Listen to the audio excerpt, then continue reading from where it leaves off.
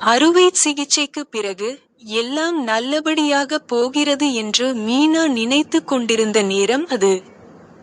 ஒரு நாள் இரவு மீனா நிம்மதியாக உறங்கிக் கொண்டிருந்தாள். அப்போது திடீரென ஒரு அதிர்ச்சிகரமான கனவு அவள் கண் முன் தோன்றியது. அந்த மரம், அந்த அம்மன் சிலை. ஆனால் அந்த சிலையின் மேல் ஒரு பெரிய விரிசல். கோவிலைச் சுற்றி கருமேகங்கள் சுழன்று கொண்டிருந்தன. மீனா திடுக்கிட்டு எழுந்தாள். இதயம் வேகமாக துடித்தது. இது என்ன கனவு? ஏதாவது தவறு நடக்கப் போகிறதா என்று அவள் மனம் பதறியது. அடுத்த நாள் காலை, ஒரு நிமிடமும் தாமதிக்காமல் மீனா கோவிலுக்குச் சென்றாள். அங்கு சென்றதும் அவளால் கால்களை நிலைநிறுத்த முடியவில்லை. கனவில் பார்த்த அதே விரிசல் அம்மன் சிலையின் மேல் நிஜமாகவே இருந்தது. இதை இன்னும் கிராமத்தில் யாரும் கவனிக்கவில்லை. மீனாவின் கண்களில் கண்ணீர் வழிந்தது. அம்மா, இது என்ன அறிகுறி என்று அவள் மனமுருக கேட்டாள். அப்போது கிராமத்திற்குள் ஒரு முக்கியமான நபர் வந்தார். இந்த இடத்தை அகற்றிவிட்டு இங்கே ஒரு கட்டிடம் கட்டப் போகிறோம் என்று அவர் கூறினார். அந்த வார்த்தைகள் மீனாவின் மனதில் இடி விழுந்தது போல் தாக்கின.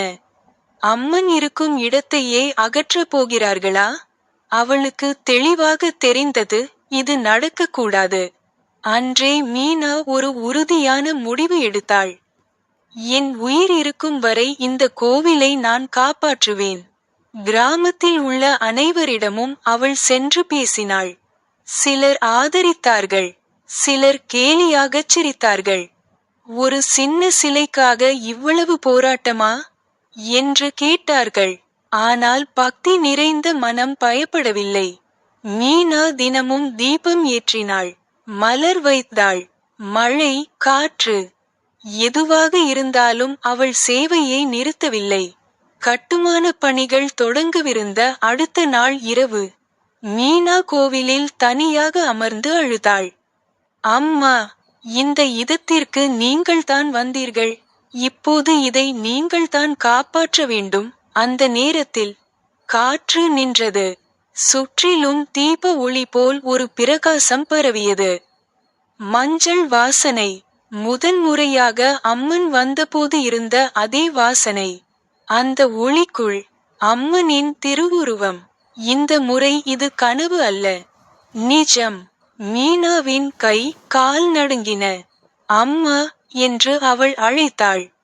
அம்மன் சொன்ன வார்த்தைகள். அம்மன் புன்னகையுடன் கூறினாள், பயப்படாதே. நான் இருக்கும் இடத்தை யாராலும் அழிக்க முடியாது. இந்த கோவில் மட்டுமல்ல, இந்த கிராமத்தையே காப்பாற்றத்தான் நான் இங்கே வந்தேன். என்னை நம்பி நீ நின்ற தைரியமே இந்த கோவிலின் பலம்.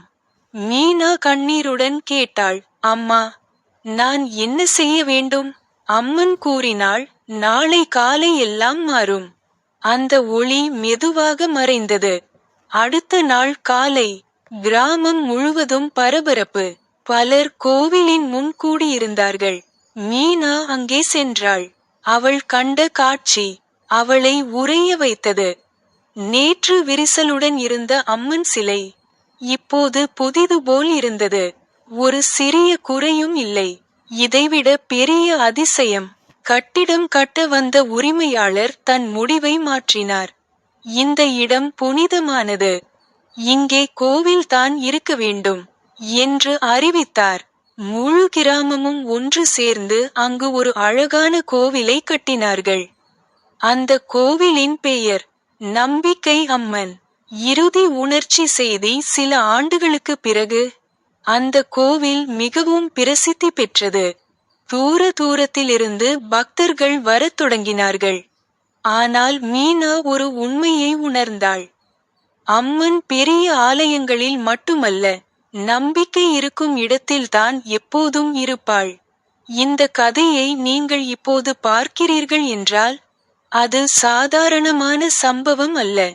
ஒரு தாய் போல் அம்மன் உங்கள் வாழ்க்கையையும் கவனித்துக் கொண்டிருக்கிறாள். எத்தனை கஷ்டம் வந்தாலும் நான் தனியாக இருக்கிறேன் என்று ஒருபோதும் நினைக்காதீர்கள். அம்மன் இருக்கிறாள்.